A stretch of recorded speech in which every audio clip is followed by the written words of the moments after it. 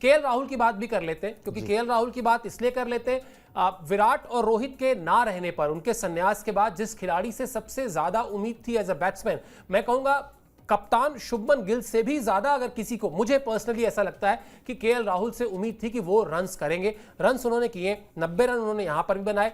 वीरेंद्र सहवाग से आगे निकल गए। सेना देशों में, यानी साउथ अफ्रीका, इंग्लैंड, न्यूजीलैंड और ऑस्ट्रेलिया, जिसको हम सेना कंट्रीज कहते हैं क्रिकेट के टर्म में, वहां पर उनके बतौर ओपनर सहवाग से ज्यादा रन हो गए हैं। 48 पारियों में 1782 रन उन्होंने बना लिए हैं।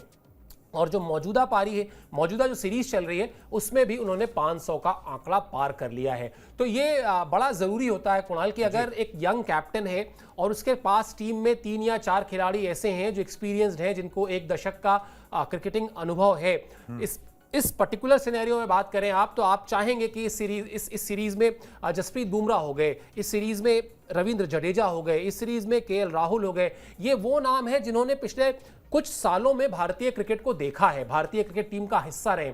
एक यंग कैप्टन को पूरा का पूरा सपोर्ट दें अपनी परफॉर्मेंस से, यही आप चाहते हैं।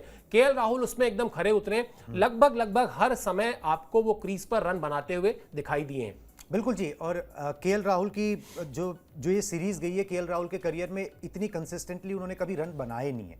अब इसका ना वो जैसे ही छोटा सा एक एग्जांपल जो है ना, मतलब जो मुझे लग रहा है वो होता है कि भाई अगर किसी घर में 2-3 लड़के होते हैं, एक पिता के 2-3 लड़के होते हैं, तो प्रोबेबली जैसे आप रिलेट कर पाओगे क्योंकि आप सबसे छोटे लड़के हैं, ठीक है। तो उसमें होता क्या है कि जब बड़ा भाई भी होता है, पिता भी होता है, तो आप ना कहीं ना लेट बैक होते हो कि यार ठीक है, हो जाएगा, मैनेज कर लेंगे, पिताजी देख लेंगे, नहीं तो भैया देख लेंगे, ये वो। अब जब पिताजी नहीं है, भैया नहीं है, भैया चले गए हैं, जो भी है, अब उनके लिए तो यही था ना कि भाई एक छोटे भाई की तरह रोहित शर्मा ने और विराट कोहली ने रखा हुआ था। चहेते भी थे, ये हर एक को पता है। अगर 11 का नाम लिखना होता तो केएल राहुल का नाम आप पहले लिख लो, कोई भी पहले लिख ले। अब जब वो नहीं है तो फिर आपको अपनी जगह पर खेलना है, अपनी जगह के लिए खेलना है।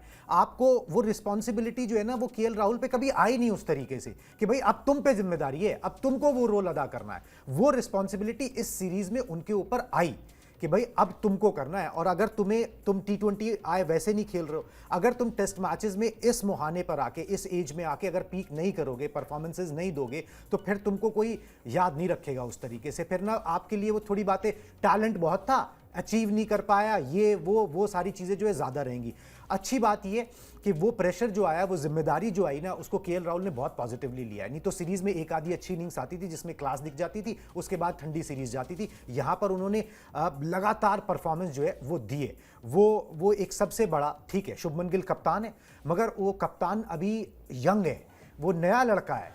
मैं एक एक्सपीरियंस कैंपेनर हूं और इस बैटिंग लाइनअप में अगर मैं रन नहीं बनाऊंगा तो फिर कैसे होगा, ठीक है। तो वो चीज़ जो है ना, वो जिम्मेदारी केएल राहुल ने अपने ऊपर ली है और बड़ी बखूबी उन्होंने निभाई भी है।